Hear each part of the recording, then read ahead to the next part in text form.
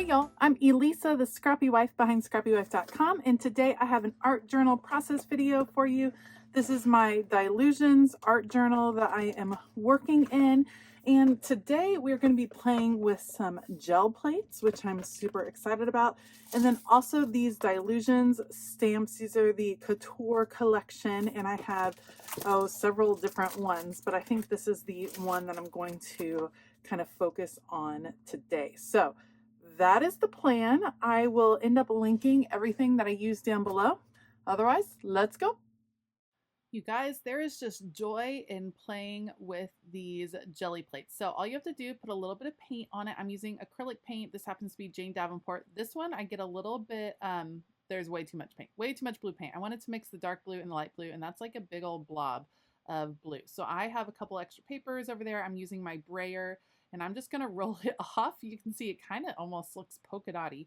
And the cool thing I think about gel plates is that you don't really have a lot of control, and that is really freeing to me. So I'm taking it, just pressing it down, pull it up, take it, press it down, pull it up until it doesn't do it anymore, until you don't have any more paint on there. And you can see I'm pretty good with where I am over there, and I always have extra paper around when I'm working with jelly plates, because you can just add a lot and you can use that paper in other projects. So my idea was I wanted to start darker at the bottom and work to lighter. So now we have a lighter blue and a green, a couple different blues over there. I'm kind of mixing them around on the paper, and we're just going to go for it. We'll go first here, pick it up, move it over, press it down, pick it up, and you end up with interesting textures, interesting looks in the background, and you can just keep layering. Because I'm using acrylic paint, it is going to dry pretty fast, so you won't have a lot of mix.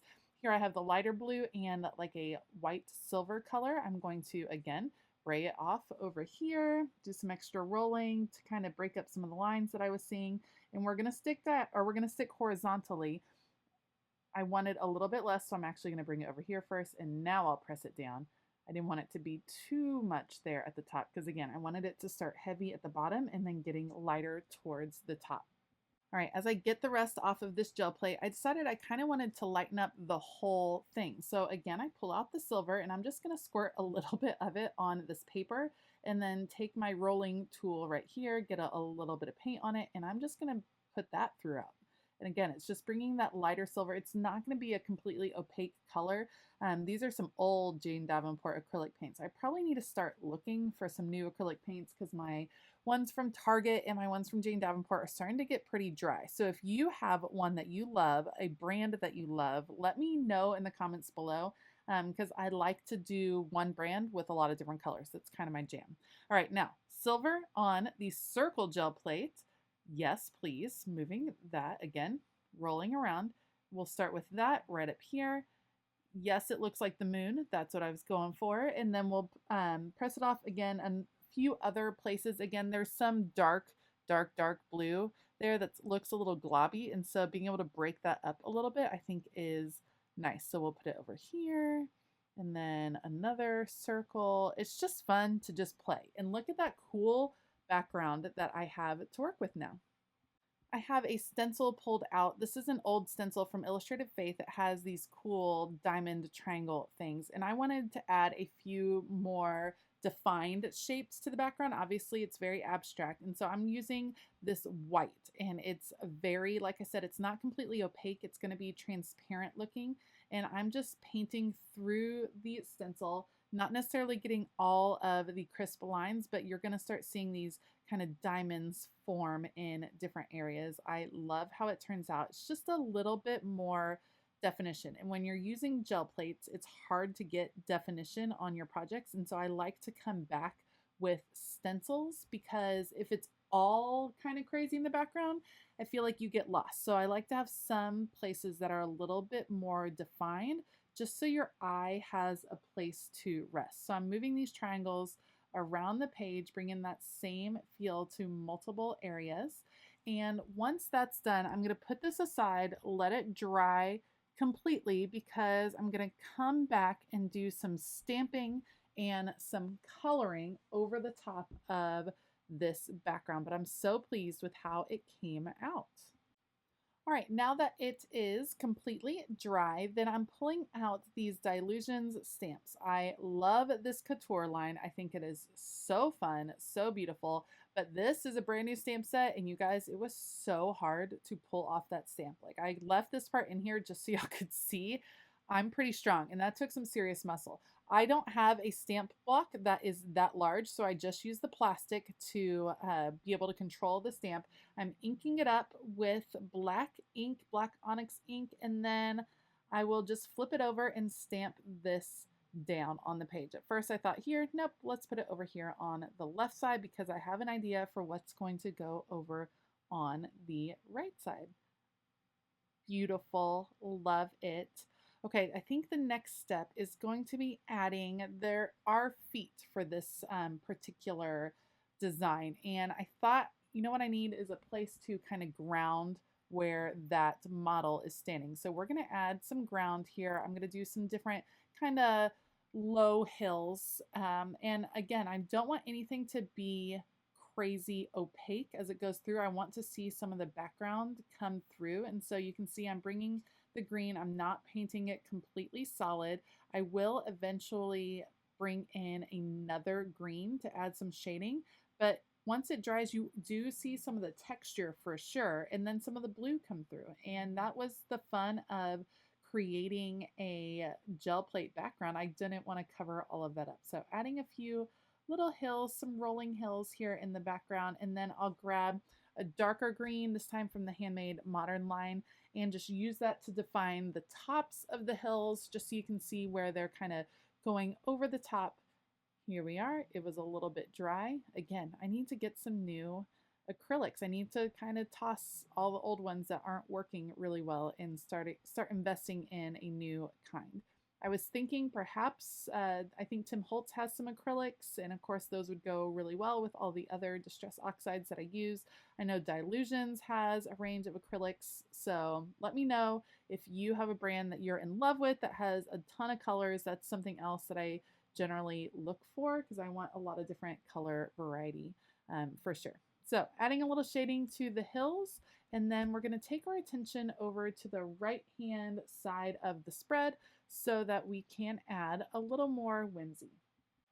Okay, so the day I filmed this was actually St. Patrick's Day, and I looked up some Irish sayings, and I found one that said, "It takes time to build castles," and I loved that saying. I thought it was I just really fell in love with it. So it was written in my planner for that day, and I decided I'm gonna go with that kind of feel for this. And so what I'm doing is kind of just sketching a very loose feeling castle. We're not going, art drawing in this particular way, not my forte.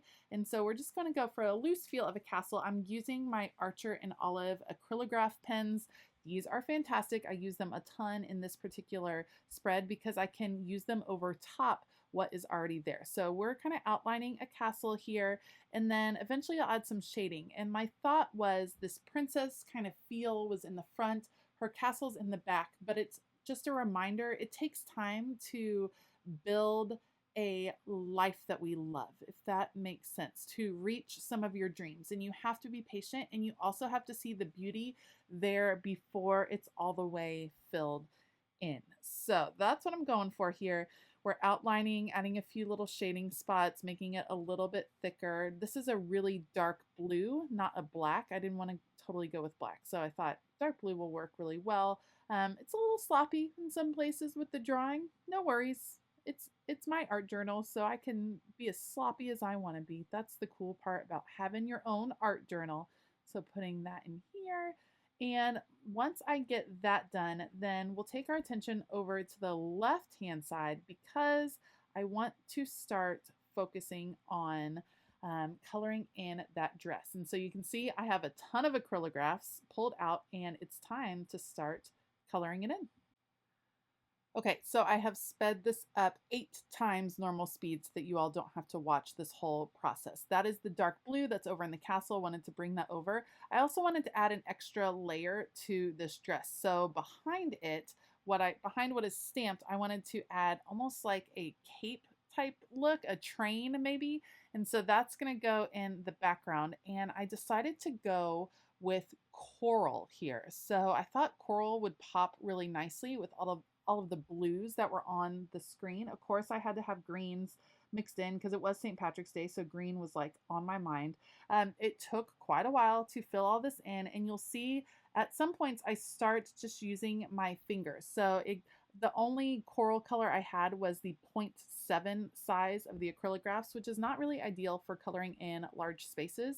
And so I would color some and then use my finger to kind of smooth out some of the paint that I had colored with. Basically, these particular markers are like very precise paint pens, and I love using them. They are really effective in a lot of different situations, but coloring in large areas, probably not what these were intended for. However, I like how I can do this faded out look. So you can see it's more opaque at the top. As it gets to the bottom of this train, I am purposefully not filling it in completely because I wanted to see some of that color coming through from the background that I had created. All right, for the skirt, we're going to do a really light color, kind of grayish blue. And this time I did have a 3mm acrylograph for this part, and it worked so much better. So if you do have the slightly thicker acrylographs, these for coloring in, it works really, really well. So I'm leaving the ribbon around the edge of the skirt to be the mixed media background, like the gel plate background, and then coloring it in solid over the top.